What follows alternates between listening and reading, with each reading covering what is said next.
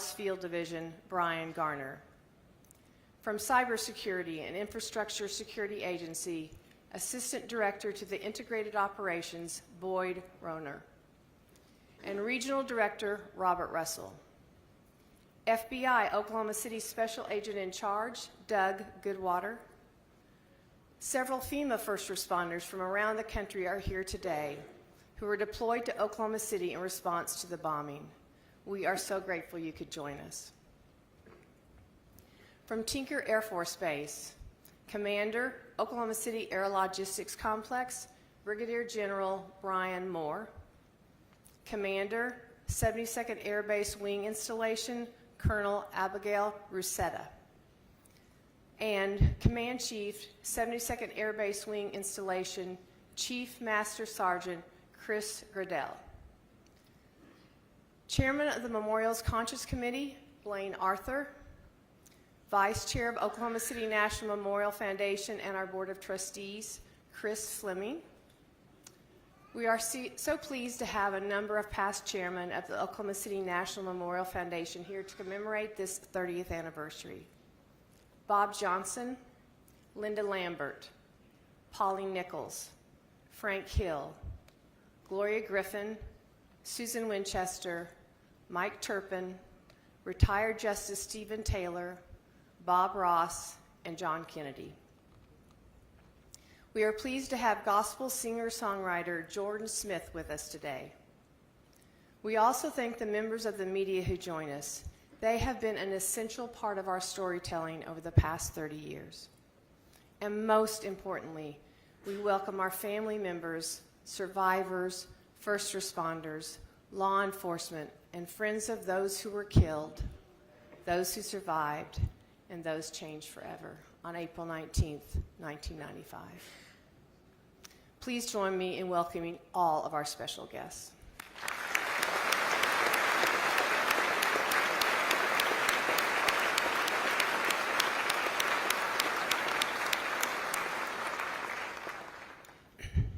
As we have done each year for the past 30 years, we gather as a community on April 19th to remember, to learn from what happened, and to grow and heal. This is a time of reflection. Those we honor today serve as our inspiration as to why it is vital we continue teaching the world our story. When we remember, we honor those impacted.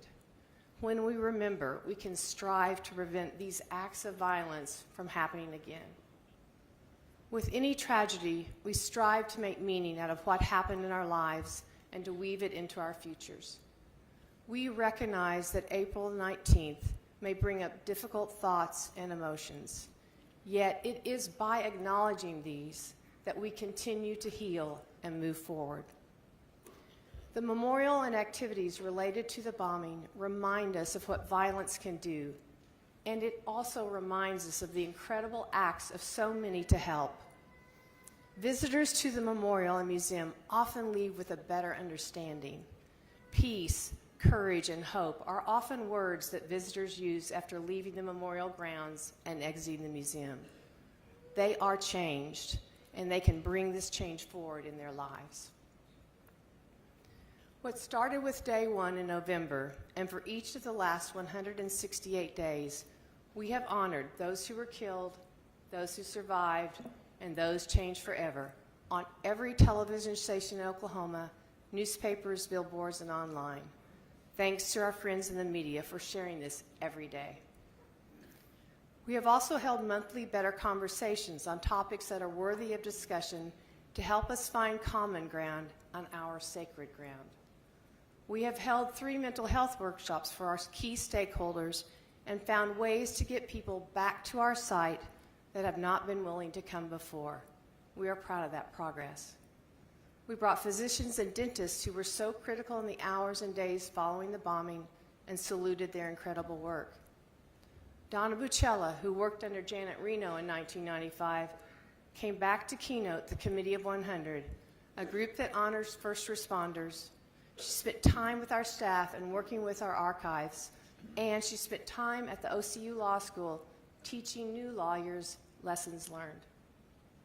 Then just this week, we partnered with the University of Oklahoma on a teach-in where this idea that started with the deans would have their colleges of medicine, music, architecture, journalism, and law students reflecting on the past and hearing from people involved as they teach this story to the next generation. These are all valuable lessons that we cannot take for granted. OU also planted 3 survivor trees on their campuses this week to remember. We are grateful so many have stepped up with acts of service, honor, and kindness, so symbolic of what we saw in the Oklahoma Standard 30 years ago.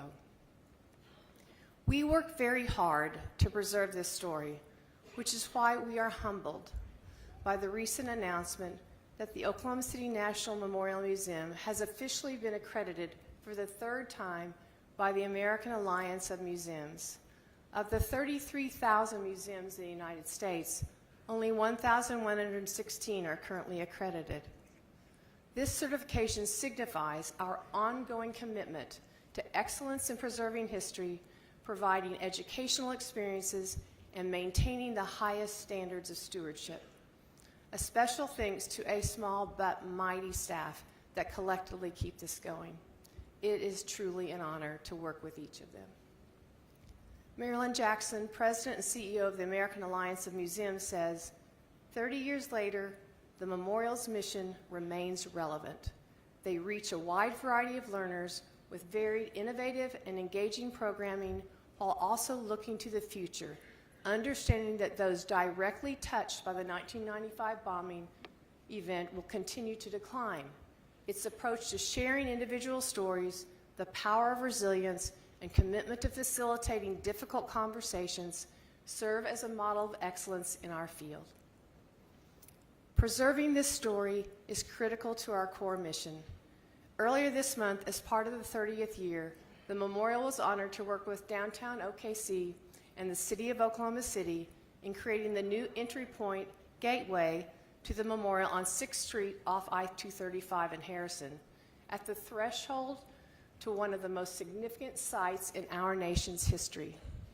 This gateway reflects the weight of the journey and shapes emotions. As visitors exit, they see a bold and bronze OKC, symbolic of our gates of time. And then as they pass under the railroad overpass, they see the words, "Be the light," that will serve as a reminder of how this city has risen from tragedy, carrying on your message of resilience to the world. Our Memorial Conscious Committee, composed of family members, survivors, and first responders, has been with us on every step, and we work together to ensure that we are always upholding the memorial mission throughout all of our work. We thank our Conscious Committee for their service and welcome those today. April 19th, 1995 started like any other day. Oklahoma City Mayor Ron Norick had just concluded the city's annual Mayor's Prayer Breakfast downtown at the Myriad Convention Center when the attack occurred. The extraordinary leadership of Mayor Norick led us through our darkest days. It was his appointment of a 350-member memorial task force just a few months after the bombing that led us through the memorialization process and the creation of our Oklahoma City National Memorial Museum. As a testament to his strong leadership, we are honored to have Mayor Norick back to read the memorial mission statement.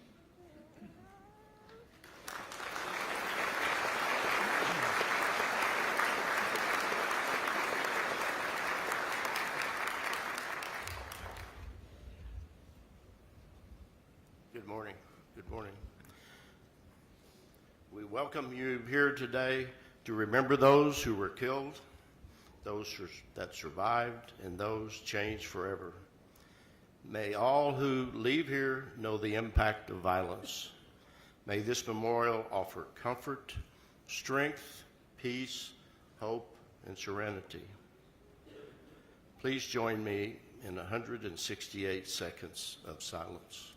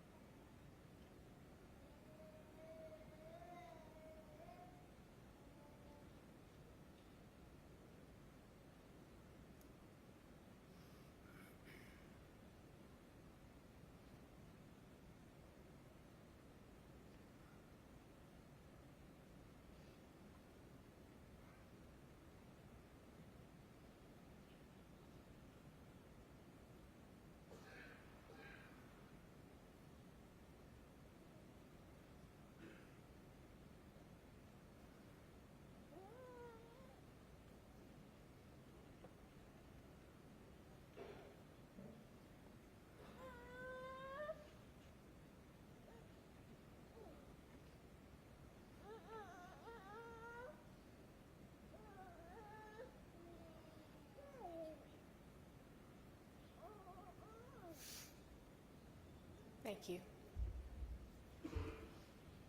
In the days that followed the bombing, Governor Keating and First Lady Kathy Keating helped show the world that the community of Oklahoma City put the heart in the nation's heartland. The Keatings knew immediately that much was to be done. Only 100 days into office, he and his wife Kathy led us through the darkest days, organized the prayer service, worked to save the Murrah art out of the building, raised money for scholarships for children who lost a parent, and created a plan to care for many. We have been blessed by great leadership, and it was no accident that Governor Frank Keating and First Lady Kathy Keating were there to lead us. Please help me welcome back former Governor Frank Keating.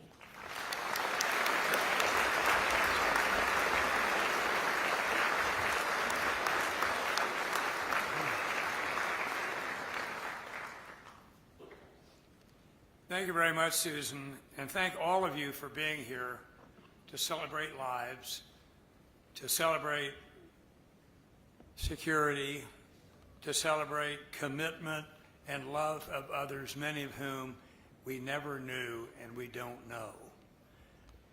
There's a parable of a man who looked back on his life and saw it as an endless series of footprints in the sand. At times there were two sets of footprints side by side, and he remembered these times as happy times. At others there was but one set of prints, the times of sadness and pain. He confronted God and asked him why he had ceased to walk beside him when he most needed him and most needed his support. Why, he wondered, had God abandoned him? And God answered, "But my son, those were the times I was carrying you." He carries us today, cup gently in his hands. April 19th, 1995 was a day of horror and tragedy. It was unbelievable for those of us who were here and there to comprehend that the devil himself walks the earth and murdered 168 of our neighbors and friends, wounded 700 of our neighbors and friends, caused damage or destruction to 320 buildings, marred the face, scratched the face, bloodied the face of the capital city of Oklahoma. It was incomprehensible that we could see and understand what was occurring. And we wondered, how were we all going to stay together without mutual suspicion and mistrust, and how could we do that? But we did. The Renaissance of Oklahoma, and by the way, I checked this morning, how long is a generation? A generation is 25 to 30 years. And why is it a generation? Because you grow up, you get married, you have children, it's another generation. And think of the blessings we have with all these young people at our schools. I was chairman of the Board of Regents of OU for a while, and it's really amazing to me that a significant minority of the students that are coming to OU are from Texas, of all places.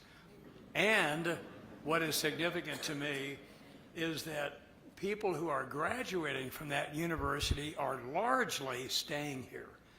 The contrast between then and now is very dramatic. God continues to hold us in his hands. I have someone very special to introduce to give our invocation. It was prayer that sustained us after the bombing. This entire area became a holy place. Many have said there was more prayer for this 8-block area of Oklahoma City than there was for the entire world during that time. Leading the way for so many chaplains who came here to help in our darkest hour was Oklahoma City Fire Department Chaplain Teddy Wilson, who is here to provide our invocation. His prayer lifts to heaven. Ladies and gentlemen, Chaplain Wilson.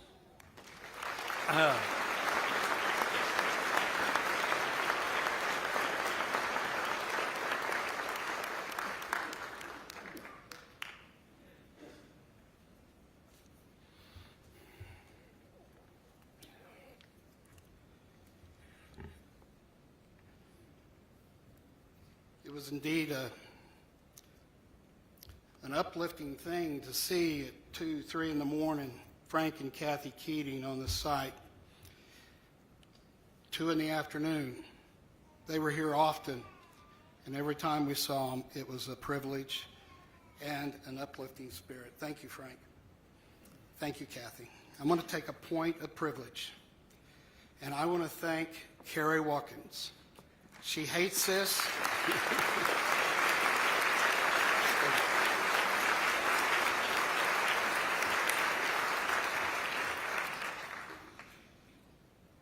Carrie and her people, and Carrie in the last 29, 30 years, your leadership, your heart is shown in our memorial and in our museum and in everything that you do, extending to congregations, to communities, to folks who are in need. Thank you. I'm asking you, all of you, today, we bathe this site in prayer. It's untold how many prayers were made. But I'm asking you today, all of you, to join me in your tradition as we pray. Bless the Lord, O my soul. Bless his holy name. 30 years ago, Lord, was truly a dark and evil day. But you, O God, were there to usher into your presence all of our beloved victims. We asked on that day just to give us as many survivors as possible. We remember today the grieving families and friends of those you received the moment they took their last breath here on earth and their first breath in your arms. From the oldest adult to the children to the unborn babies who only knew the warmth and love of their mother's womb until you, O Father, received them unto yourself. We remember our survivors who were in fact the very first rescues. In spite of their injuries, they helped their co-workers and friends and children on this hallowed ground. Likewise, all those who helped in the structures surrounding the Murrah Building, the YMCA, the Kirkpatrick Hotel, the Journal Record Building, the Athena Building, many of the buildings around us where blood was shed. Father, so many physical and emotional injuries have been endured over these last 30 years. Dana Bradley was our last survivor on that dark day. She, like so many others, are still recovering today. One of her rescuers, Fire Chief Keith Bryan, 10 years later, saved my life. He offered me part of his liver one day, which was not to be until his untimely murder. His family honored his desire to save my life. And God, you gifted me his organ. He saved me and 2 others with his kidneys. Even in death, he was saving lives. Father, a true friend and a true hero. We remember all the rescuers, the firefighters, the law enforcement officers, the National Guard, other military personnel, civilians from every walk of life who rushed in to bear up in our arms, extricating all that we could and getting them to the definitive care that they needed. The Oklahoma Standard was on full display that day, which brought light into the darkness. This standard, in all reality, is your standard, O Lord. To love one another as you have loved us. Nurse Rebecca Anderson rushed in to apply her skills and fulfill her calling, to bind up the wounded and comfort the injured. She gave her life her full measure of devotion, as Abraham Lincoln puts it, honoring her calling that dark day. There is no greater love than this, than a man or a woman who lays down his life for his friend. When the hope of rescue was dashed, the technical term of recovery was hard to accept. You, O Father, refrained that term for us into a picture of restoration. Our job changed to restoring each victim back to their waiting families as best as we could, so that they could put a period at the end of their dark days and begin their years of light. We pray for all who participated in helping the victims' family members, our survivors, our rescuers, our medical personnel, our counselors, our legal teams, investigators, all who have poured so much of themselves into these years of light. I ask for your blessing from you, O Father, today. Bless us with another measure of your healing today. Bless the Lord, O my soul, and all that is within me. Bless his holy name. Bless the Lord, O my soul, and forget none of his benefits. For it's in my precious Lord's name that I pray, who loved me and gave himself for me. Amen.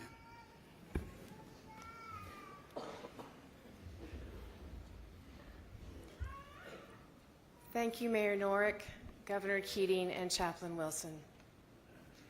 During this Lenten and Easter season, and for many who just finished Passover and Ramadan last week, the Heartland Chapel outside these doors and across the street from the memorial was rededicated in honor of the 30th anniversary of the bombing.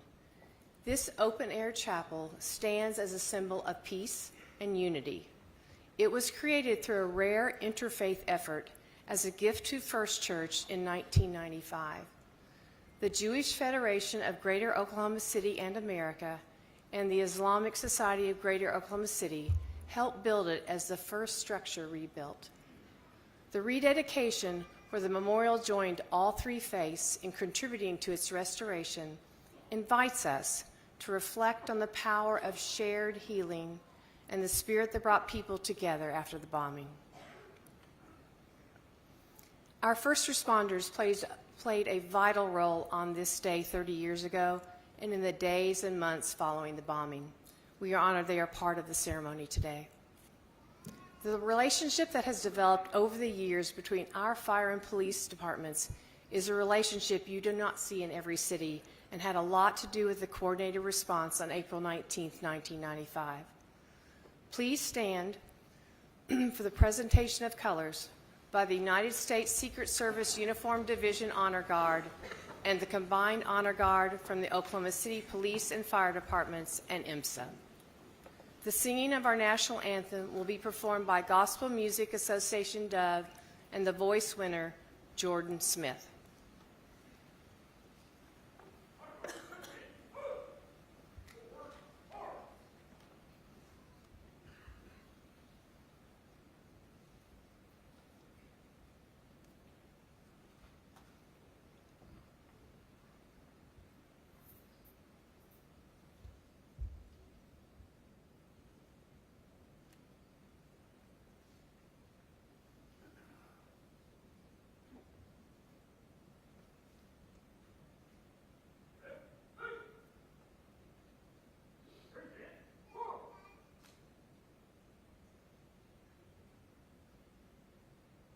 Oh, say, can you see by the dawn's early light what so proudly we held at the twilight's last gleaming, whose broad stripes and bright stars through the perilous fight o'er the ramparts we watched were so gallantly streaming,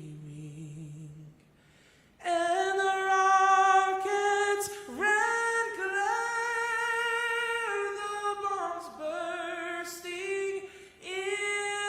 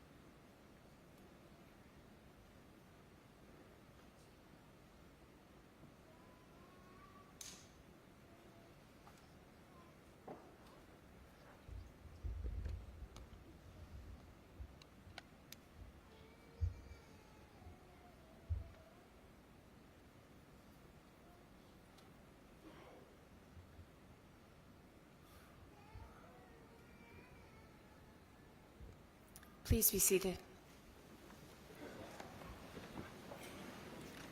Thank you to the Combined Honor Guard, and thank you, Jordan, for your beautiful performance of our Star Spangled Banner. Our outdoor symbolic memorial captures and preserves forever the place and events that changed the world, while the museum educates visitors every day about the facts of the story. Our city has not just survived, it has become a symbol of hope to the world. Just recently, memorial representatives from New York City, France, Spain, and Norway gathered here to reflect on what Oklahoma City has shared with them through our memorialization process and our city's ability to rebuild, all while still remembering. That is in part due to the leadership of 4 mayors since 1995. Each has led with a purpose of unity born out of our city's response to the attack 30 years ago. This city's renaissance continues under the leadership of Mayor David Holt, unifying our city as one OKC. With nearly 500,000 people visiting the Memorial Museum each year, we are grateful for the partnership we have had with the City of Oklahoma City from day one. Mayor David Holt.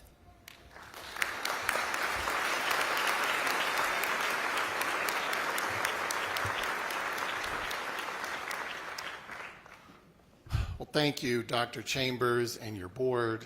Thank you, Carrie Watkins and your team. Thank you to everyone gathered here today and to everyone who has supported this remembrance.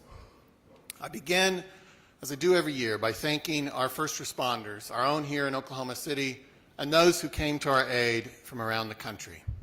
And I again express the deepest condolences of the people of Oklahoma City to those who lost a loved one on April 19th, 1995.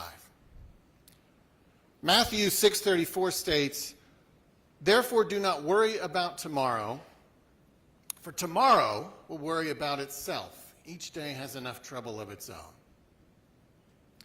Tomorrow and tomorrow and tomorrow creeps in this petty pace from day to day to the last syllable of recorded time. That was Macbeth. "Tomorrow is another day," said Scarlett O'Hara in the very last line of Gone with the Wind. Spoiler alert. "Don't stop thinking about tomorrow," sang Fleetwood Mac in a song adopted by a young Arkansas governor as his de facto campaign theme when he ran for president in 1992. "We will stand with you for as many tomorrows as it takes," said President Clinton 3 years later, standing in Oklahoma City 4 days after 168 of our family, friends, and neighbors were murdered by a fellow American. We humans talk a lot about tomorrow. Macbeth was wary of tomorrow. The Bible is quite concerned that we worry too much about tomorrow. But I would argue that most of the time, tomorrow represents hope. It did for Scarlett O'Hara and Fleetwood Mac. Tomorrow is a blank canvas. And though no one is promised tomorrow, we each depend on it, and we hold it close, like a lottery ticket. Tomorrow may bring us a better day than today. On some days, it feels like tomorrow almost has to be better than today. On April 19th, 1995, on one level, the people of Oklahoma City certainly had to feel that way. How could tomorrow not be better than today? But on another level, we all knew the sorrows of April 19th would still join us tomorrow. Hundreds of families knew there was someone who was going to be just as gone tomorrow as they were today. Only one person has ever come back, and Christians will mark that event tomorrow. There have been nearly 11,000 tomorrows since the bomb went off. As a city, those tomorrows have in fact brought all the hope and promise we could ever have imagined. One day of darkness has unquestionably been followed by 30 years of light here in Oklahoma City. We have invested billions of dollars into our quality of life, often fueled by unifying community choices that transcended partisanship or other things that might divide us. We are drawing new residents from around the country. We're now America's 20th largest city. Our economy is diversified, our low unemployment rate is on a record streak, and new developments open every month. We have a global identity that's built on a foundation of success and or basketball, but definitely not a bombing. Tomorrow, we will launch our thunder into what we hope is a historic NBA playoff run. And in 3 years, we will welcome people from around the world as we stage 7 events of the 2028 Los Angeles Olympics. The day after tomorrow, our city will turn 136 years old. And these last 30 years have unquestionably represented our city's golden age. No one who knows and loves Oklahoma City would dispute that statement. On the other hand, for those who lost so much on April 19th, 1995, for those who survived, and for those changed forever, those 11,000 tomorrows have been a mixed bag. Even as tomorrow has brought weddings and births, graduations and success, there has always been an empty chair, or a traumatic memory, or a dark realization of the evil that humans can do. For each of you, I hope this community has done and will continue to do all that it can. I think I use an aspirational word like hope there because to us, just standing with you can feel a bit inadequate. We want to return your loved one. We want to make your pain go away. But though we can't, I know each of us believes that our role in the Oklahoma Standard is to do all we can. And so I stand here as your mayor and pledge that no priority in this city will ever stand between us and that commitment to you and your family who lost so much. It was a commitment originally made by President Clinton, but we all co-sign. Tomorrow is often a symbol of hope, but it can also be a word of commitment, a reflection that a promise will endure into the future. We all recommit on this 30th anniversary that we will stand with you for as many tomorrows as it takes. Today, I also want to speak of a related commitment that will outlive all milestones and all of us. This is my 8th address to this gathering. Over 8 addresses, I have spoken in favor of love, empathy, truth, and better conversations. I have asked us to embrace pluralism, to look past things that can be used to divide us, like political opinions or ethnicities or religion, and asked us to instead consider the infinite ways in which we are alike. I've spoken against dehumanization and words of division, and I've asked us to gauge into that tranquil, reflecting pool across the street and consider whether the person that you see is living up to the Oklahoma Standard in their own words and social media posts and actions. I've stated that this obligation starts with us as citizens of Oklahoma City, but that it should apply to everyone in this entire country, especially and including elected officials and all those in the public eye. I have also spoken repeatedly these last 8 years about the passage of time. It's on my mind today because today is a milestone in the measurement of time. It is the 30th anniversary of the bombing. Because of that milestone, President Clinton is in Oklahoma City this weekend. He met with families and rescue workers last night and visited the memorial, keeping a commitment as he has for 30 years. We thank him on behalf of the people of Oklahoma City for that commitment. We share a friendship and a bond with President Clinton that transcends politics, and we will never forget that he kept his word. Thank you as well to Governor Keating, Mayor Norick, Kerry Watkins, and all the people who have kept this city's commitment to those who needed support these past 30 years. 30 years is an inflection point, no doubt. 10 years is the blink of an eye. 20 years is still less than a generation. But 30 years hits different. Many of us now have to admit there are more yesterdays for us than there are tomorrows. Perhaps that reality reminds us that in addition to the obligation I spoke of that we have to the families most directly affected, we also have another related obligation in Oklahoma City. And this obligation is timeless and it will outlive us. And that is the obligation to speak and act against the forces that created the environment for this act of evil, and really for all acts of evil across human history. Even when the personal remembrances have faded, the people of this city will still have a scar in our downtown, a place where people used to go to work, serving their neighbors. The site of the Alfred P. Murrah Federal Building is now peaceful and shaded by tall, beautiful trees. But the jagged edges of concrete that surround it remind us that it is a scar, a symbol of what humans can do to each other when they do not love each other, when they do not seek to understand each other, when they fail to acknowledge our shared humanity, when they dehumanize each other, when they entertain conspiracy theories, when they are willing to act outside of peaceful democratic processes, even to commit violence, and when they let extremism rot their brains to the point where even a child is a soldier in their imagined war. Humans are highly unlikely to ever fully shed our capacity for evil, but evil can be answered and kept at bay. Evil must be answered. And the residents of this city must always be the protectors of a commitment to do so. Perhaps today, on this 30th anniversary, like a relay runner in one of our memorial marathons, we are beginning to pass the baton of that commitment.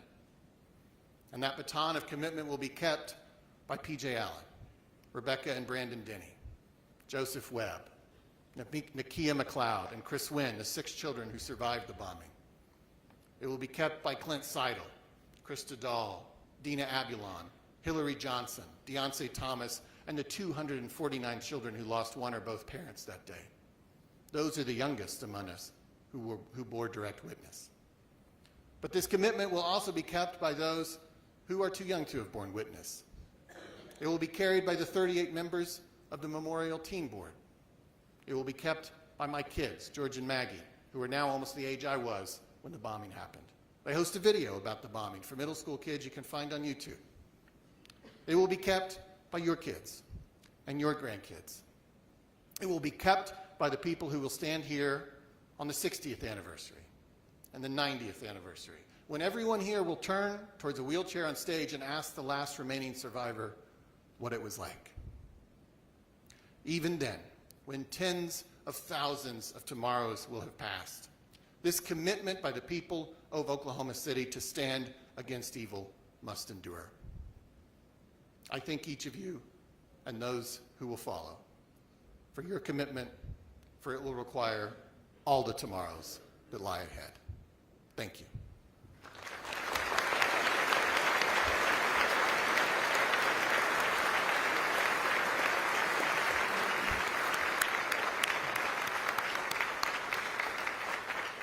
Mayor Holt, thank you always for your strong words today.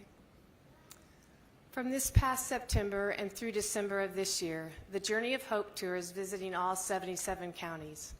This program by the Memorial and Museum is inspiring students, individuals, and families throughout the state to embody the Oklahoma Standard and to learn the story of April 19th.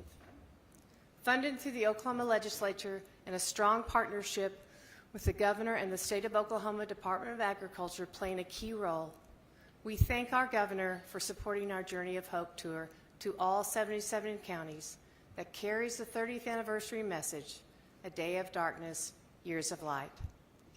Representing our state, Governor Kevin Stitt.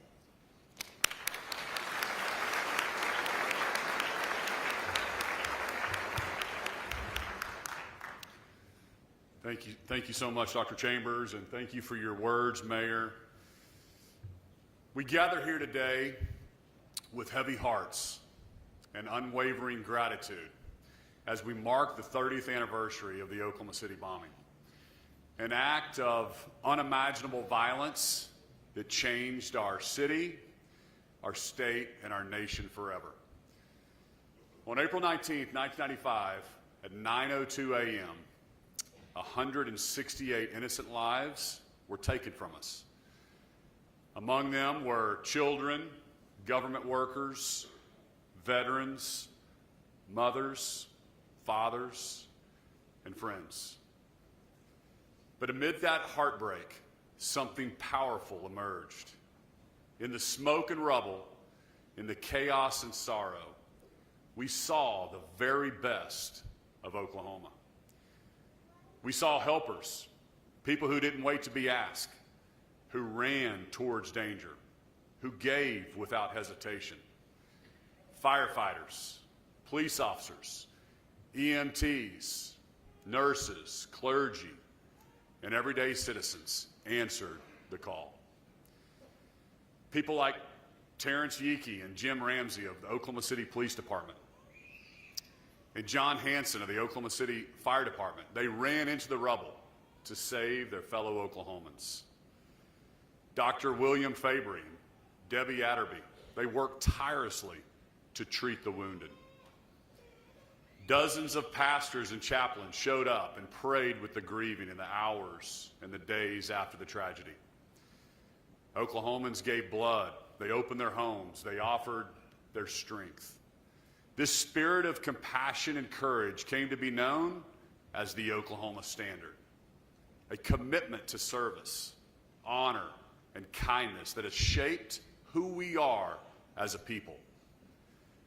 And as Scripture reminds us in Galatians 6:2, carry each other's burdens, and in this way you will fulfill the law of Christ. This is exactly what Oklahomans did on that day and every day since. We honor the heroes of April 19th. We also honor those who continue to help, those who stayed, the mental health counselors, the teachers and the pastors, the city workers and all the volunteers, those who carried the burdens of that day quietly, faithfully, year after year. And to the families, to the survivors, the children who grew up without a parent, to the spouses who rebuilt life in shadows of loss, you are the embodiment of resilience. You have turned pain into purpose and sorrow into strength. The Oklahoma City National Memorial stands as a tribute to those who lost, those we lost, but also to those who helped. It reminds us not only of the horror of that morning, but of the hope that followed. As Romans 12:21 says, do not be overcome by evil, but overcome evil with good. Oklahoma did just that. We chose hope over hate, unity over fear, compassion over chaos. We also remember that the helpers didn't stop in 1995.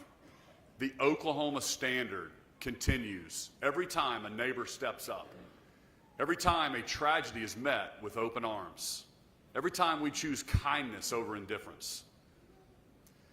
To the younger Oklahomans here today, you may not remember that morning, but you live in a state forever shaped by it. You are the next stewards of the Oklahoma Standard. So today, let us pause and reflect, not only on what we lost, but on what we built in the wake of tragedy.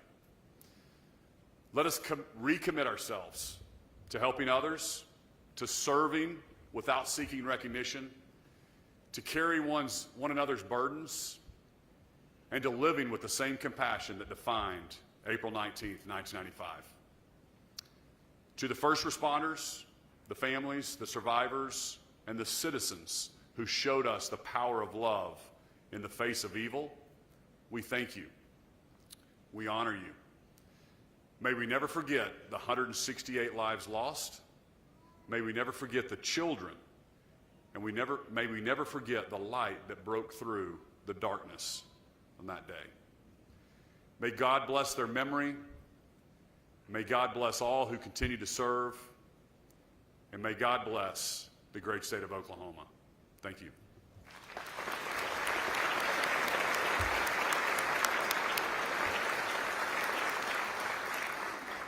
Thank you so much, Governor Stitt. Last week, United States Senator James Langford and U.S. Congresswoman Stephanie Bice hosted a commemorative survivor tree dedication on the United States Capitol grounds. Joined by family members, survivors, and leaders from the memorial and the Oklahoma congressional delegation, a sapling from the survivor tree was planted. The location of this tree serves as a place for every American to reflect and remember the impact of April 19, 1995. The survivor tree, a living American elm, stands as a symbol of strength, healing, and the enduring Oklahoma Standard. Speaking on behalf of our nation is United States Senator James Langford.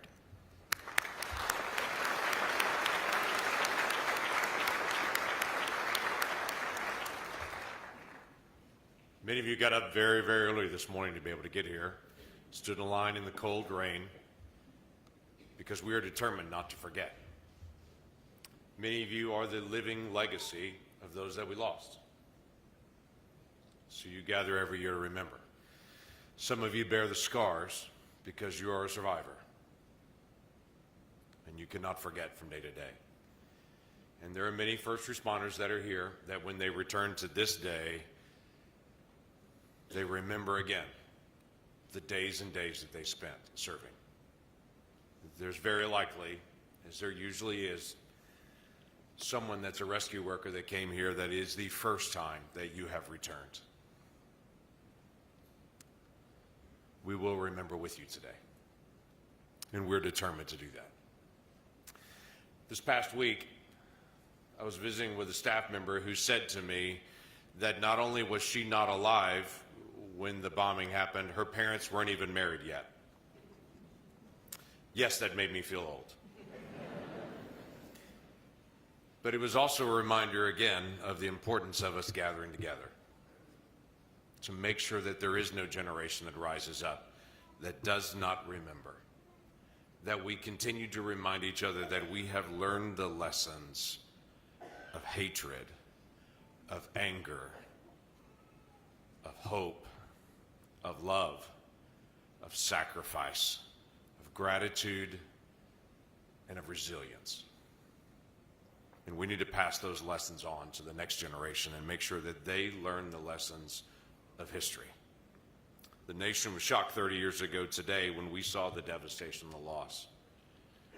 We lost children and neighbors, and we lost federal employees that were just sitting at their desk serving their fellow Americans on a Wednesday morning. We asked why.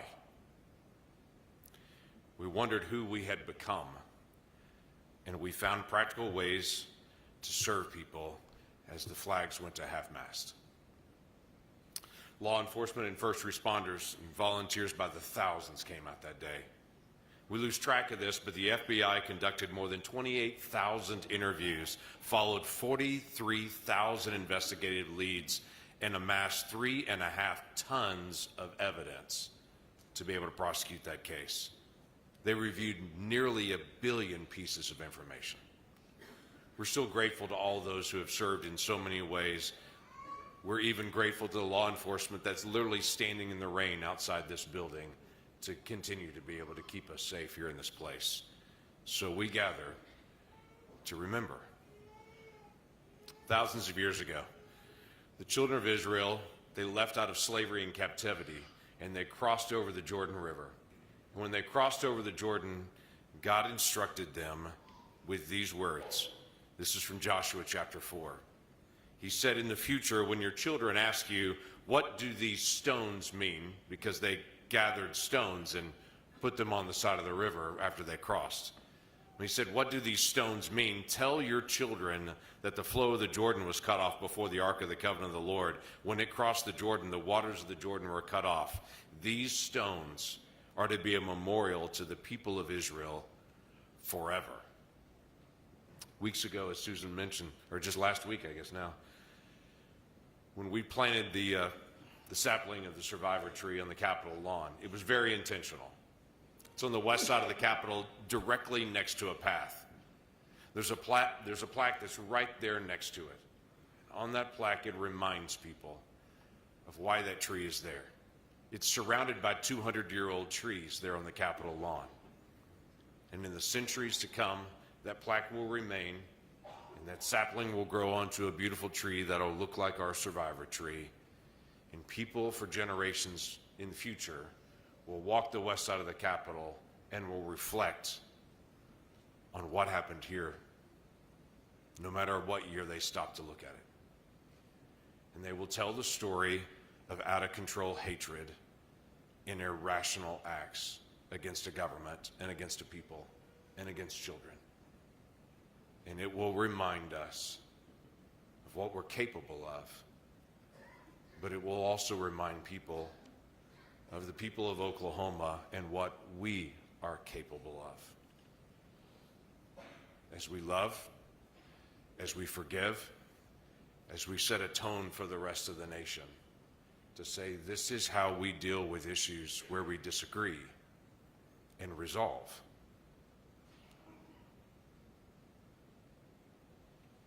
Something we need as a nation.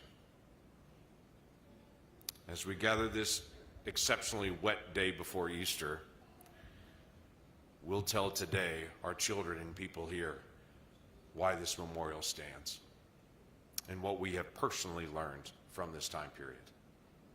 I stood with some folks that had not been at the memorial just a few days ago at sunset, and I learned a new thing about the memorial even as I stood with them. I stood at the survivor tree around sundown and told them the story about that tree, and in the middle of the story, bats flew out of the tree, and I learned a new thing. There are bats that live in the survivor tree. Yes, I jumped. Let's set the example for the rest of the nation. Let's tell them our story again so that the nation doesn't forget. Let's teach the nation how to love and forgive. Let's remind each other of dark days in the past and how God walks with us through those dark days. Even in the valley of the shadow, God does not forget us, and we will not forget.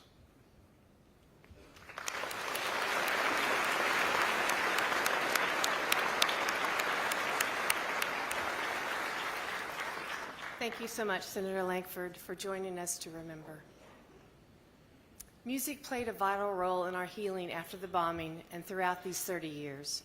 When the memorial was dedicated on April 19, 2000, 25 years ago, the song titled Holy Ground was performed.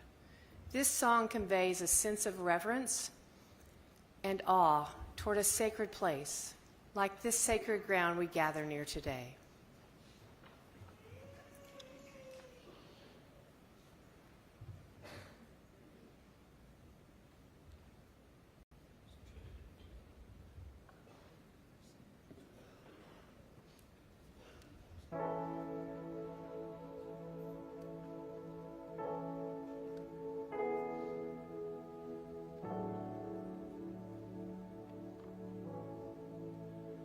We are standing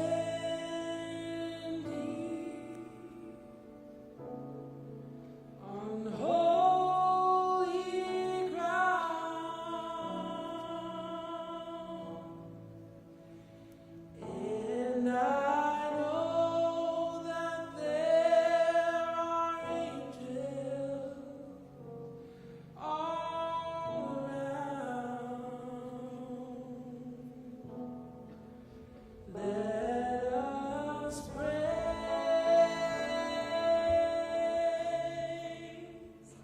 our God now.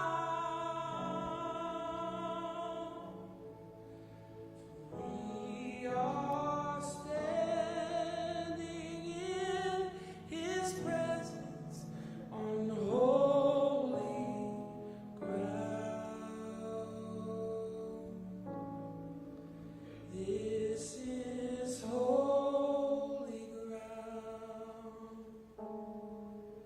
We're standing on holy ground.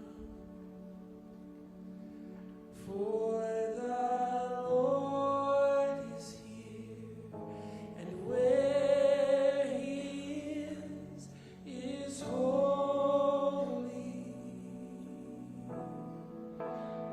This is holy ground.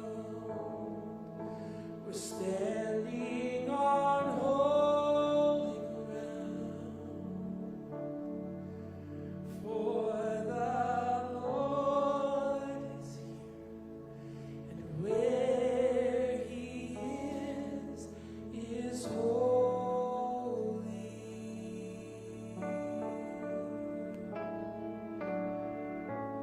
Can we stand and sing this together today? We are standing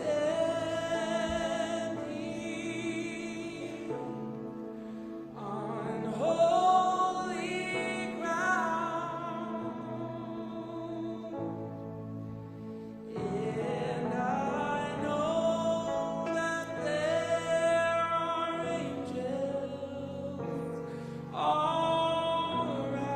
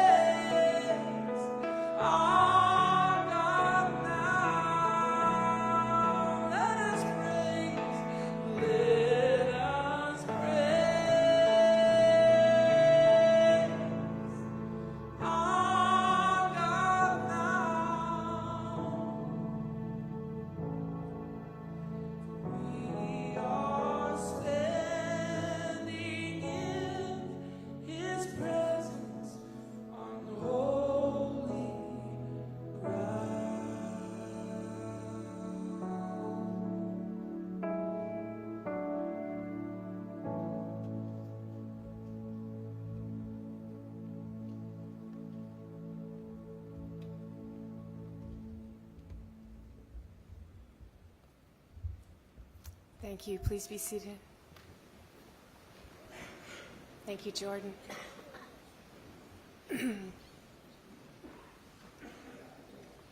After the bombing, President Bill Clinton offered the resources of the federal government while allowing our state and local officials to lead the rescue and recovery events.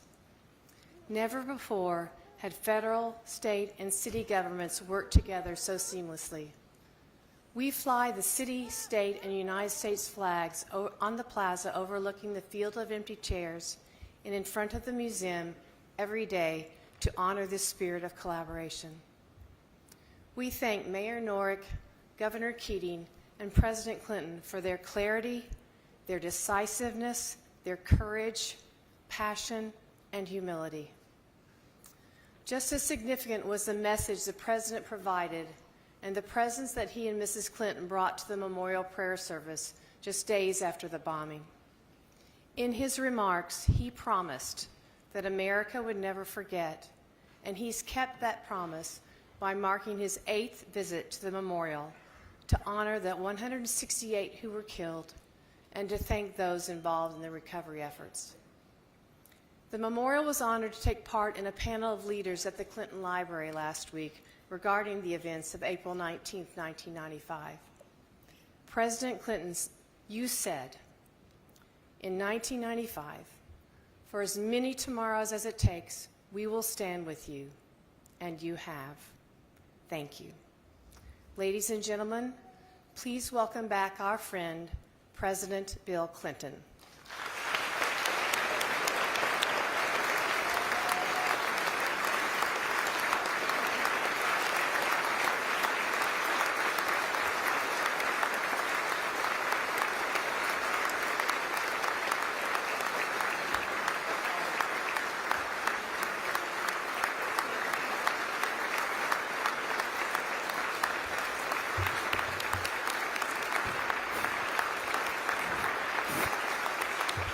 Thank you very much. Thank you, please.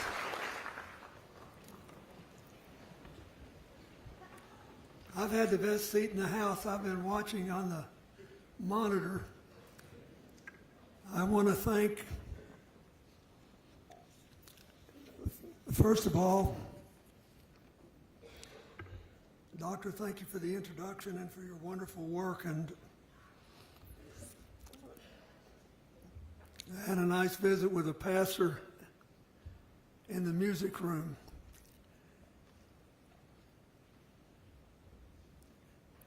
And thank you, Mayor Mayor Holt and Governor Keating.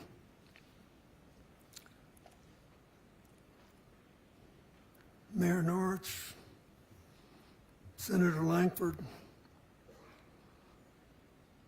Governor Stitt, Chaplain Wilson, and Jordan Smith, thank you for singing one of my favorite hymns. The guy that wrote that hymn was the music director of a Pentecostal church in Louisiana, whose pastor was one of my best friends, and I love singing it. And it was sung at my mother's funeral. So this has been very moving for me, listening to all of you and remembering. 30 years ago, I thought I was going to have a very different day when I woke up. I went jogging with the winners of the Boston Marathon, giving me the illusion, and an illusion it was, that I was somehow pretty fit. And then I got back to the White House and the devastating news.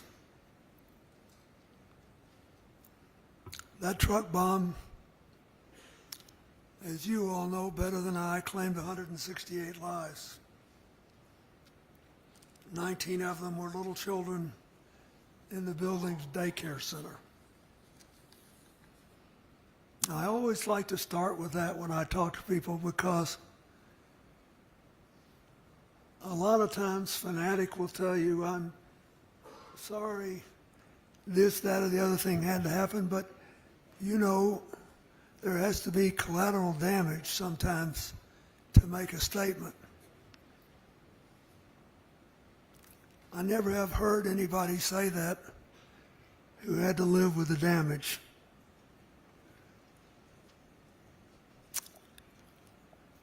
Most of the people who lost their jobs, their lives, were public servants, as we all know.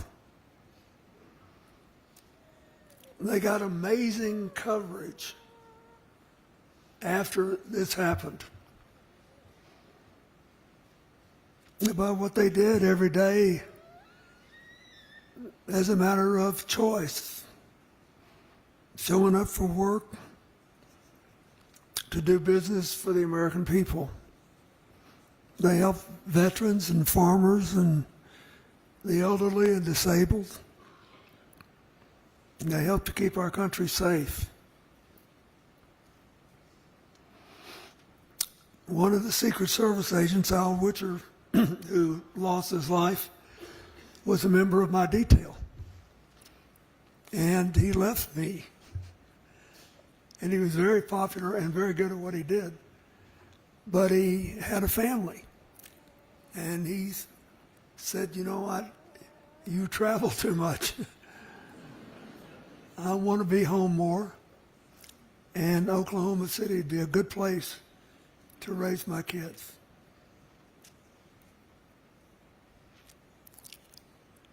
All of us who knew him thought he was going on a much safer journey, which shows you how little any of us can know about what tomorrow will bring.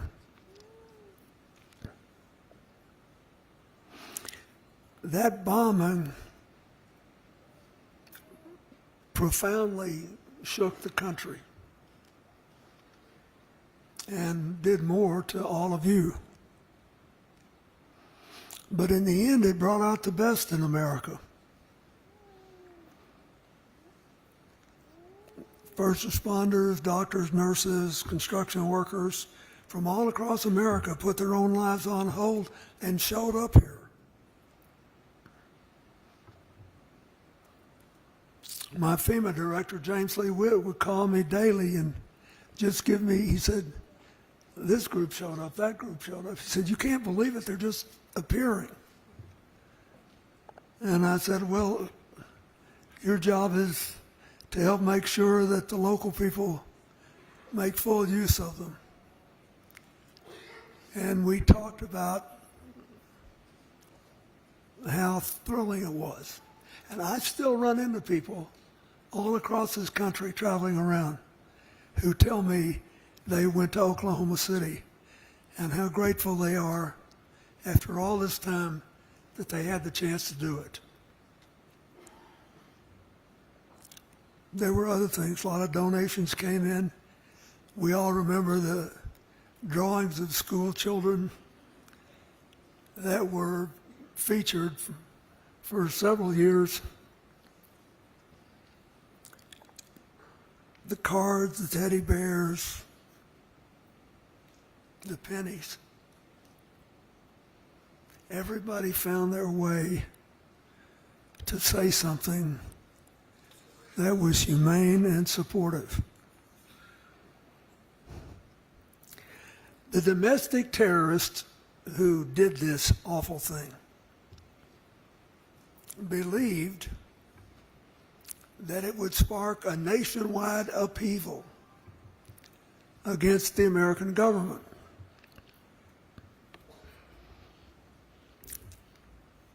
And would eventually destroy our government and our democracy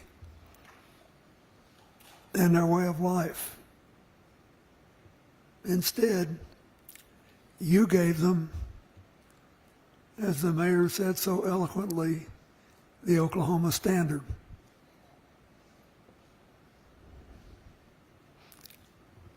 You gave them service, honor, and kindness. I know over the last 30 years, you are probably managing your losses better, but I know the pain has never gone away. I know you still miss the people you lost. But by continuing to love them and honor them and working to rebuild your own lives and the lives of this community, you've gone a long way to redeem the lives they were not able to live. And just as important, you have given America a very great gift. Every year, you get together and reaffirm you're a model of how, despite all of our differences, in case you haven't noticed, we've got a few. But in spite of all of them, we can still find a way to move forward together with the Oklahoma standard. Service, honor, kindness. Did it work? All you have to do is look around. I mean, the difference, just the physical difference in being in this city today and 30 years ago is breathtaking. But every time I'm here, I talk to people who serve in restaurants or work in whatever hotel I'm staying in, or just people, and I say, "You like living here?" And they all say yes. And they just feel like they're walking with a little spring in their step because they know they live in a place that they can be proud of. So I did my anecdotal poll last night and today, and you're still winning.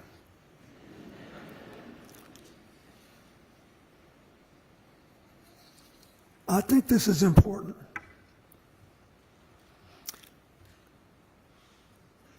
Because in recent years, the country has grown more polarized. And on that awful day 30 years ago, you were the center of the polarization. Now look what you've built. And yet we have these differences. And it seems to me, I listen to this a lot because I'm old and I can't run for anything anymore. I always kid, I'm almost as old as President Trump.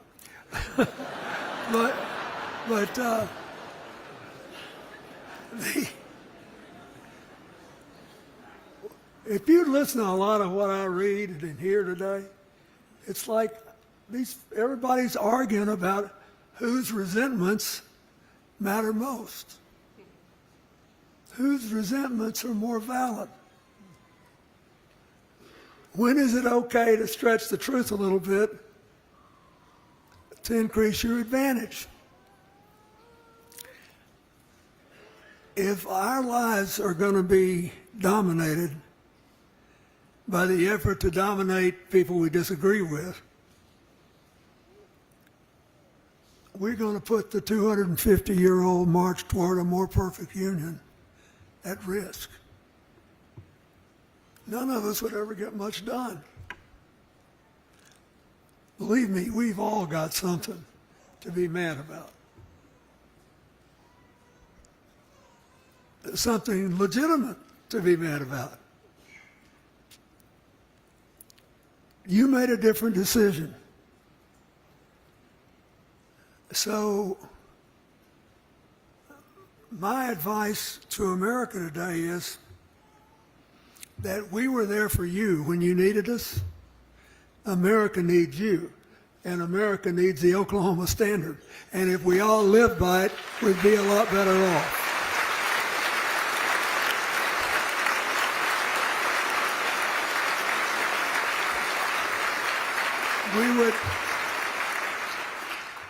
We would get a fairer economy, a more stable society. We would understand one another, and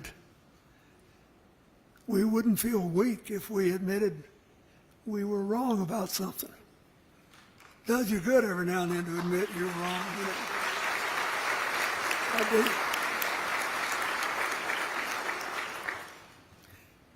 This church would be out of business if nobody ever did anything wrong.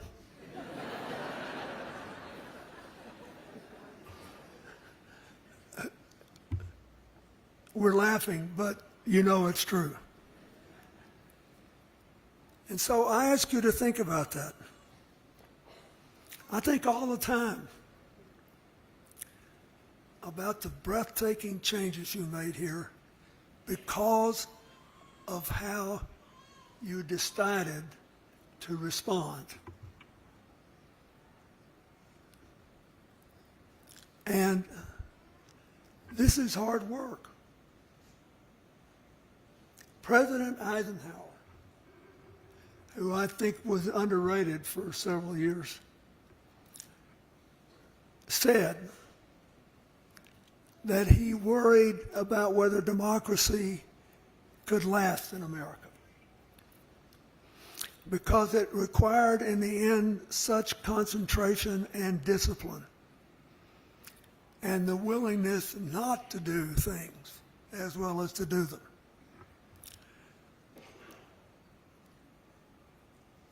But when we come here, because you lost so much,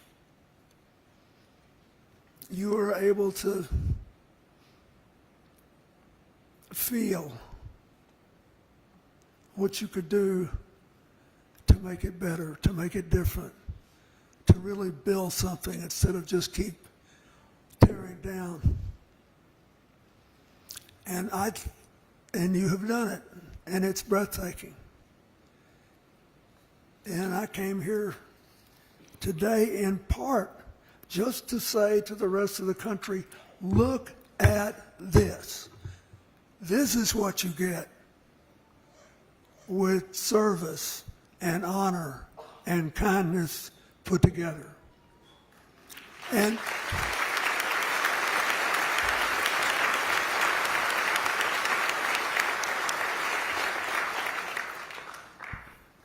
you know, a lot of people use the phrase more perfect union in speeches because it has a nice ring to it.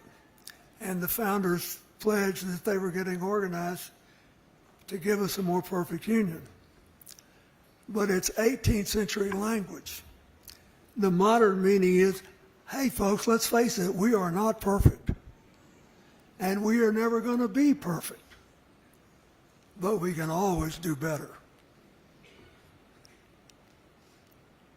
And so we have to shed all the baggage that keeps us from doing better. That's what we owe 30 years later, the people who made the ultimate sacrifice in Oklahoma City. That's what we owe the families, the children, the grandchildren, the people who survived them. I wish I could live 30 more years to see what's going to happen.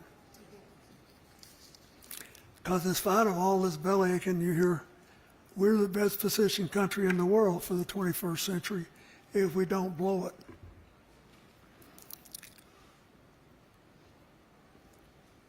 If we don't forget how you got from 30 years ago to today. And it is true that I still remember as if it were 30 minutes ago coming here with Hillary to that memorial service and saying, you have lost too much, but you have not lost everything. You have certainly not lost America, and we will be with you for as many tomorrows as it takes. I do think we kept that commitment. Lord knows we tried. But today, Oklahoma City, America needs you. I wish to goodness every American could just see life unfold here. Hear these stories. Listen, you know, I love sitting backstage and listening to Frank Keating. I wondered if he missed his calling, if he should have been a preacher, but at the time he was a good Catholic boy and there wasn't a big space for him. Yeah.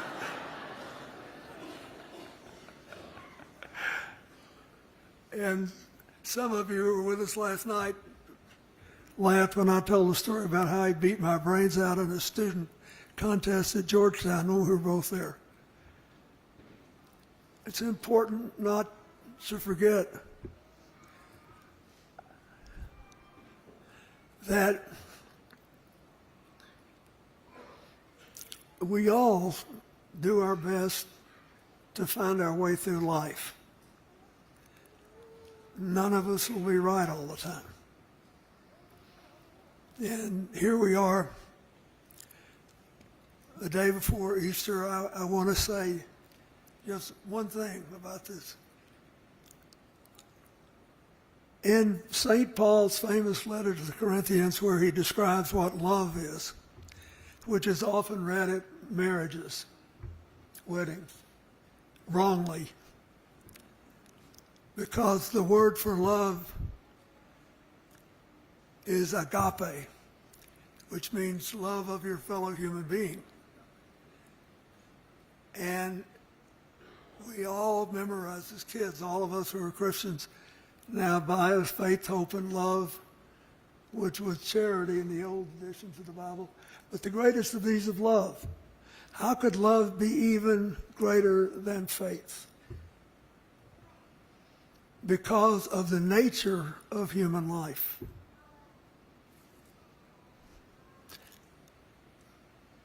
I love this. It's my favorite.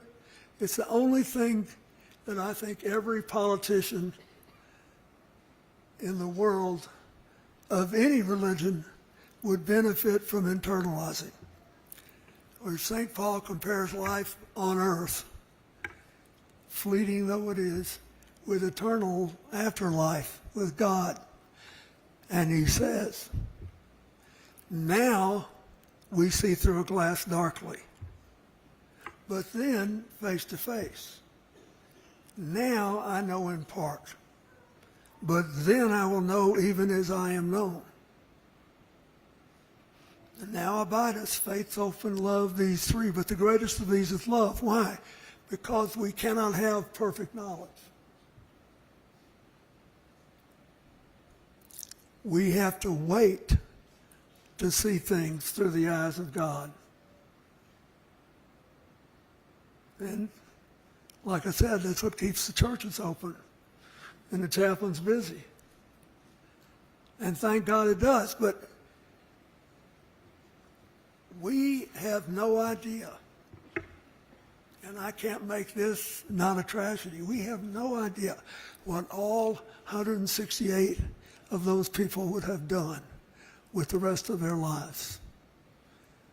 But we do know what they did that was good. We know the love that they generated, which was worthy. And you made a choice to live by what you call now the Oklahoma Standard. It is perfectly consistent with the commands of the Scripture. It's perfectly appropriate for tomorrow being Easter, and perfectly fit to acknowledge 30 years of trying to do what people are supposed to do. which is to take whatever comes and make the best you can of it. I know of no other example that can compare to what you have done here. And I, as a citizen, am grateful for it. I'm glad I could be there to help a little bit. I love it in my old age when you still invite me back. Just know this. You needed your country then.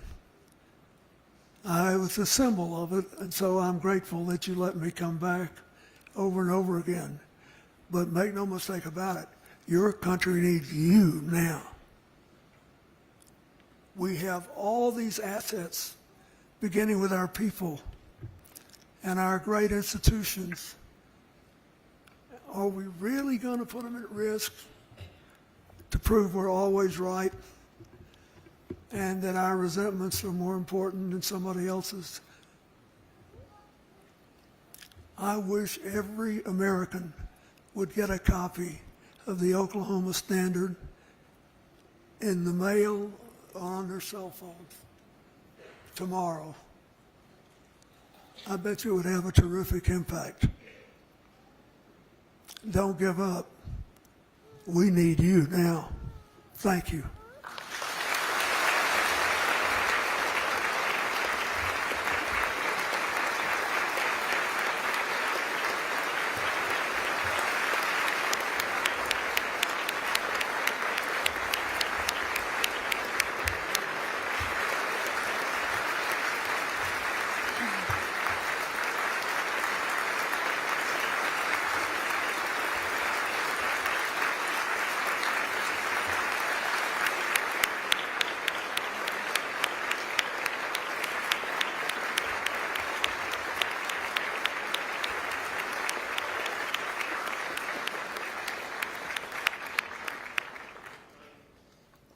Thank you so much, Mr. President. Please be seated.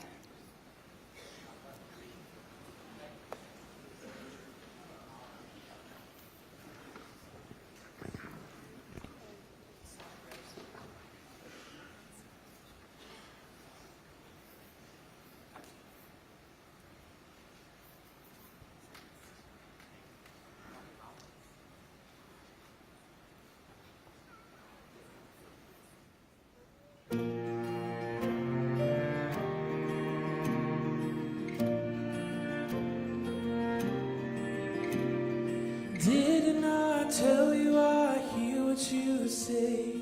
Never look back as you're walking away. Carry the music, the memories, and keep them inside you. Laugh every day. Don't stop those tears from falling down. This is who I am inside.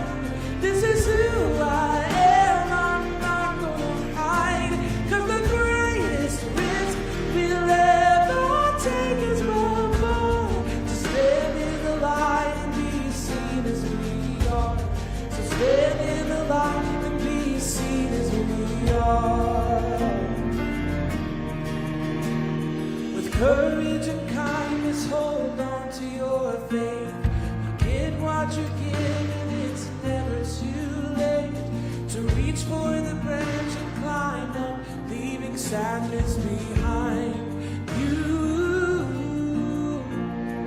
fight hard for love. We can never give enough. This is who I am inside.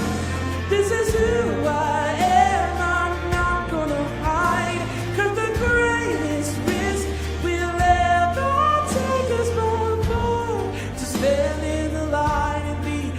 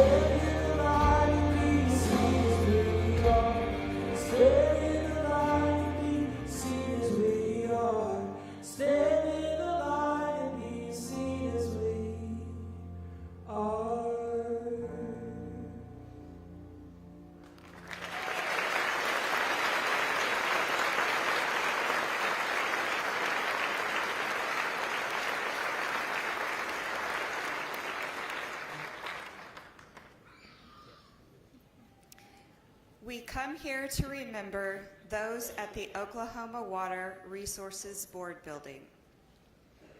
Trudy Jean Rigney. Robert N. Chipman. We remember those at the Athenaeum Building Job Corps. Catherine Elizabeth Ridley. Anita Christine Hightower. We remember rescue worker, my mother, Rebecca Needham Anderson. We remember those who were killed in the Alfred P. Murrah Federal Building, U.S. Secret Service, 9th floor. Alan G. Witcher. Kathy Lynn Seidel. Linda G. McKinney. Mickey B. Maroney. Donald Ray Leonard. Cynthia L. Brown. We remember our friends and family with the Drug Enforcement Administration, 9th floor. Kenneth Glenn McCullough. Carrie Ann Lenz and baby Michael James Lenz III. Rona Lynn Keener Chafee. Carol June Chip Fields. Shelley D. Bland.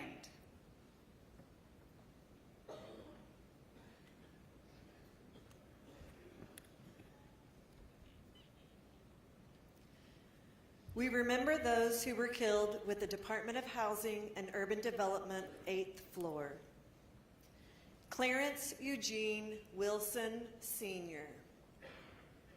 Francis Fran Ann Williams. Michael D. Weaver. David Jack Walker. Jules A. Valdez. Leora Lee Sells. Lanny Lee David Scroggins. Antonio Tony C. Reyes. Dr. George Michael Howard, DVM. Susan Jane Farrell. Kimberly K. Clark. Donald Earl Burns, Sr. David Neil Burkett. Peter R. Avellanosa. Ted L. Allen. We remember those who were killed with the Department of Housing and Urban Development, 7th floor. Joanne Wittenberg. John Carl Van S. III. John Thomas Stewart. Terry Smith Rees. My mother, Patricia Ann Nix. Betsy J. Beebe McGonnell. James A. McCarthy II.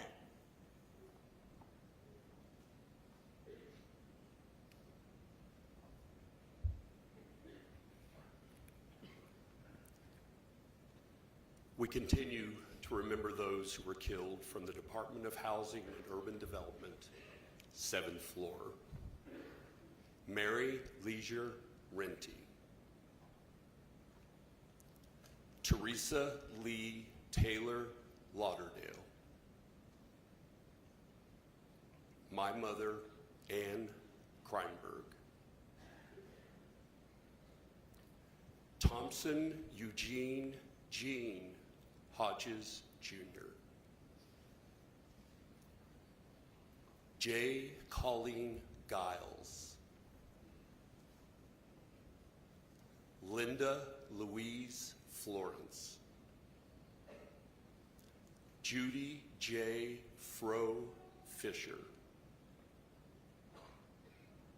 Castine Brooks Hearn Devereaux, Diana Lynn Day, Kim R. Cousins, Andrea Yvette Blanton, Diane E. Hollingsworth Althouse. We remember our friends and family with the Department of Housing and Urban Development, 5th floor. Paul Gregory Beatty Brocksterman. We remember our friends of the United States Marine Corps, 6th floor. Captain Randolph A. Guzman, USMC. Sergeant Benjamin Lorenzo Davis, USMC. We remember those with the U.S. Customs, 5th floor. Claude Arthur Madeirez, SSA. Paul D. Ice, Senior Special Agent. We remember our friends and family with the Department of Agriculture, 5th floor. Rita Bender Long, Carol Sue Khalil, Doris Adele Higginbottom, Richard Dick Cummins, Dr. Margaret L. Peggy Clark, James E. Bowles, Olin Burl Bloomer.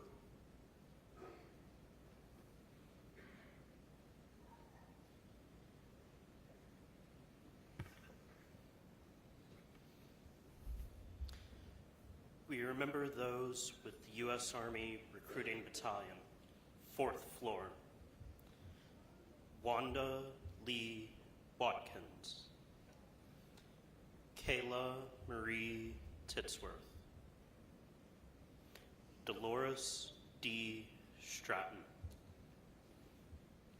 Master Sergeant Victoria Vicky L. Son,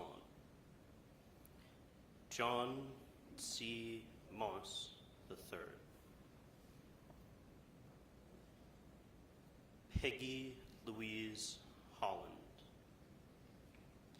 Karen Gis Carr,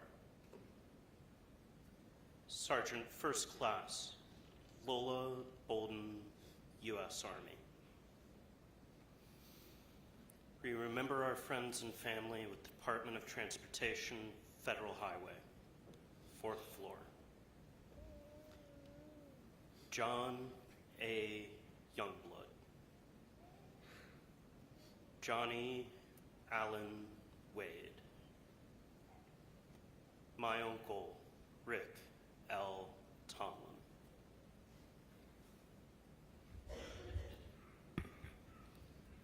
My sister, Michelle A. Kreinberg Reeder,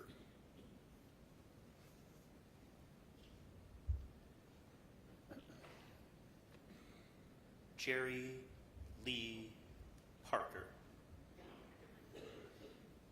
Renata Ann Newberry Woodbridge.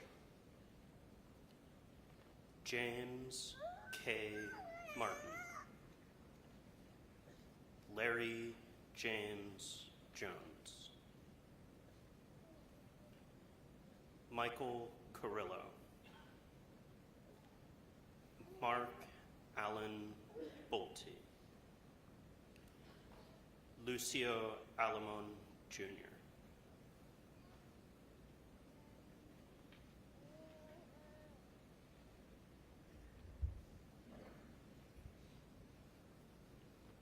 We remember our friends and family with the Federal Employees Credit Union, 3rd floor. Teresa Joe Mathis Wharton. Virginia M. Thompson.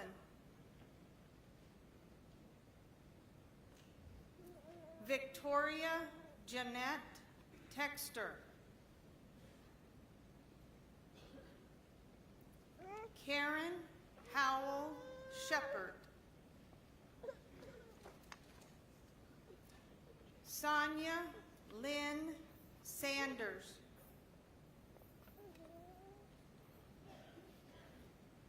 Christy Rosas.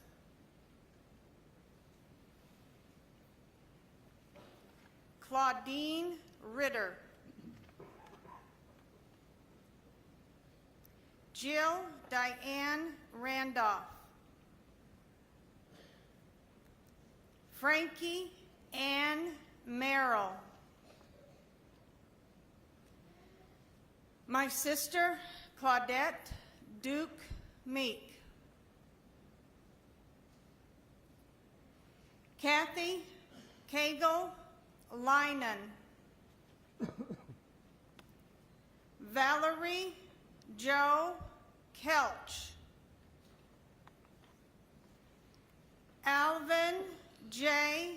Justice. Christy Yolanda Jenkins. Robin Ann Huff and baby Amber Denise Huff. Linda Colleen Housley.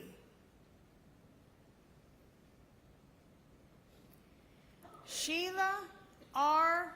Gigger Driver and baby Gregory N. Driver II. Jamie Fikowski Ginzer. Kathy A. Finley. Kimberly Ruth Burgess. Woodrow Clifford Woody Brady.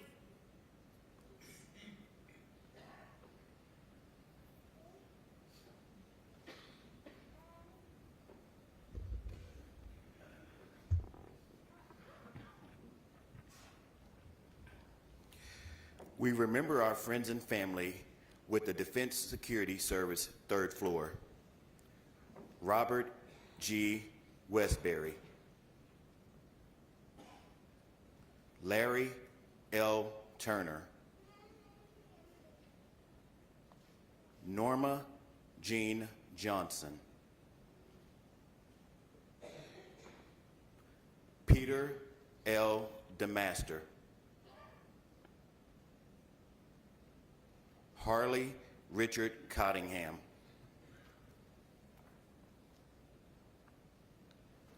We remember our visitor on the 2nd floor, Scott D. Williams.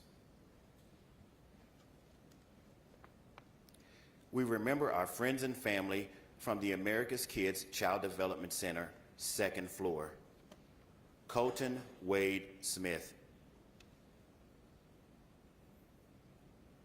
Chase Dalton Smith.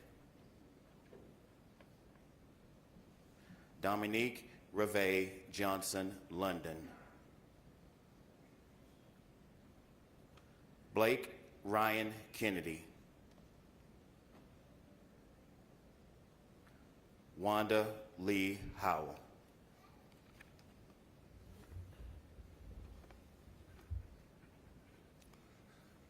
We continue to remember our friends and family from the America's Kids Child Development Center, second floor.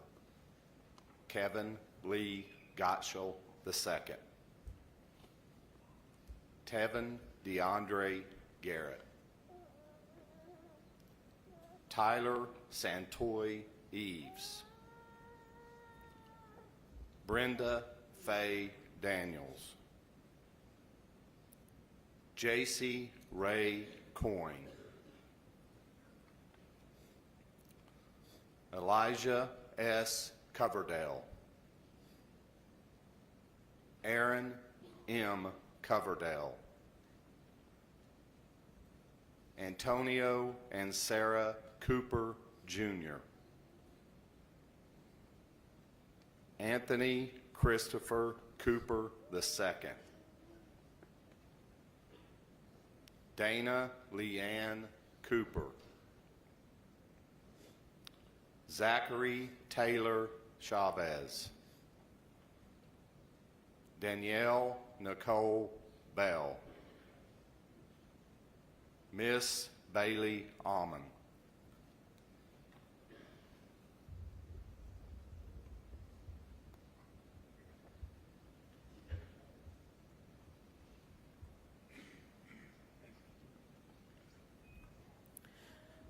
We remember our friends and family from the General Services Administration, first floor.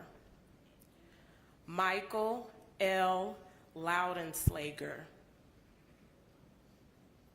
Stephen Douglas Curry. We remember our friends and family from the Social Security Administration, first floor. Sharon Louise Chestnut. W. Stephen Williams. Julie Marie Welch. Robert N. Walker, Jr. Luther H. Trainer. LaRue A. Trainer. Michael George Thompson. My mother, Charlotte Andrea Lewis Thomas. Emilio Tapia. Eula Lee Mitchell. Derwin W. Miller. Courtney J. McRaven. Reverend Gilbert X. Martinez. Robert Lee Luster, Jr. Aurelia Donna Luster.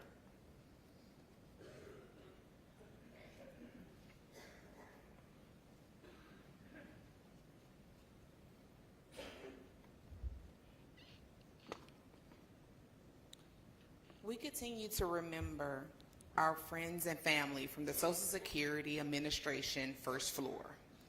My cousin, Airman First Class Lakeisha Richardson Levy.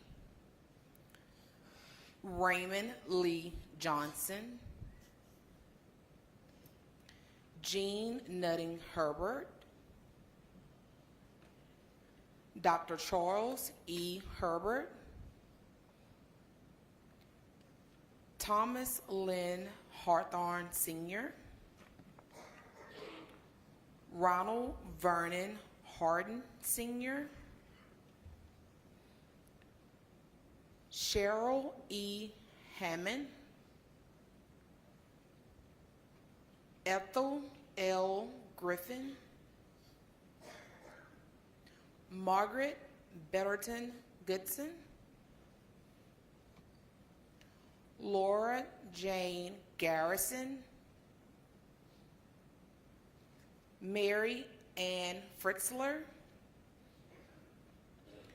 Don Fritzler, Ashley Megan Eccles,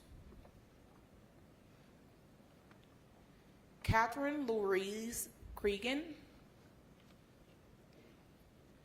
Gabrielle D. L. Bruce,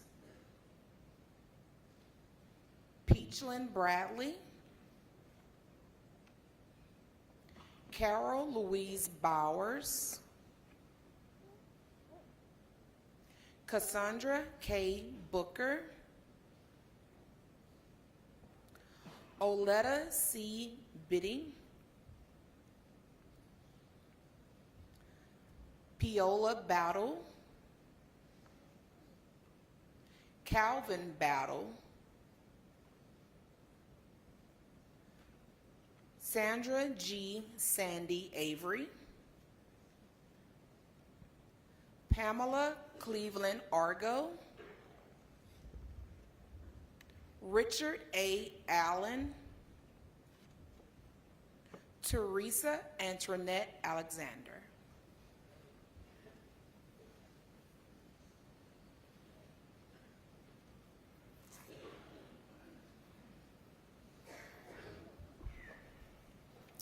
Thank you to our readers who were forever changed by the events of April 19, 1995. Thank you, President Clinton, for joining us.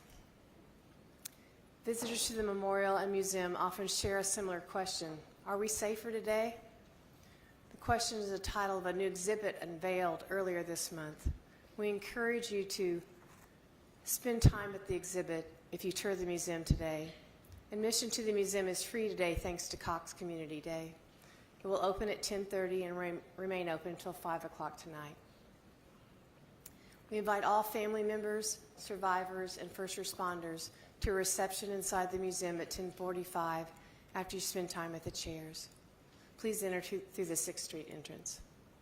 Saplings of the survivor tree are available following today's ceremony in front of the museum. We hope you'll join us next weekend for the 25th annual Run to Remember, to cheer on more than 25,000 runners who come here to help us celebrate life and run the Oklahoma City Memorial Marathon. Everything about this weekend is focused on those who were killed, those who survived, and those changed forever. It's up to each of us to share this ever-relevant story of April 19, 1995, and how we as a community found light following our darkest day. After today's ceremony, we're leaving these beautiful flowers to thank First Church for their hospitality and celebration of the Easter holiday. The Oklahoma City Fire, Pipes, and Drums will now lead you to the field of empty chairs.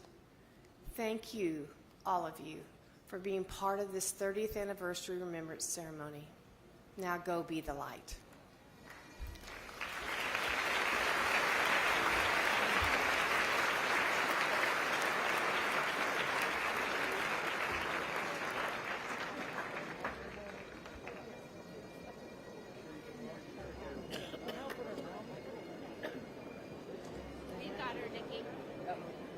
Nikki, you got her.